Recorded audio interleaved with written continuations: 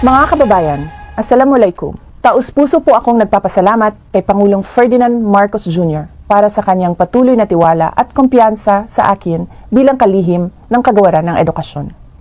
Mahalaga ang kanyang pagkilala sa papel ng lahat ng bumubuo ng Department of Education sa pagsulong ng 8-point socio-economic agenda ng Marcos administration para sa isang bagong Pilipinas. Nagpapasalamat din ako kay Apo BBM sa kanyang paggalang sa aking mga paninindigan.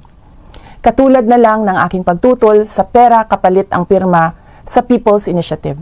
Dahil insulto ito sa kahirapan ng ating mga mamamayan at paglabag sa kanilang karapatang magpasya ng malaya. At sa halip na charter change, lutasin muna natin ang kahirapan, mataas na presyo ng bilihin, kawalan ng trabaho at hanap buhay, seguridad, at marami pang ibang issue na pasan-pasan ng mga Pilipino.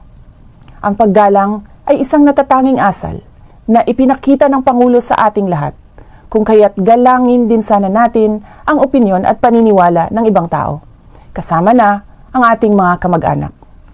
May respeto ako sa mga pananaw at opinyon ni dating Pangulong Rodrigo Duterte, pati na ng aking mga kapatid.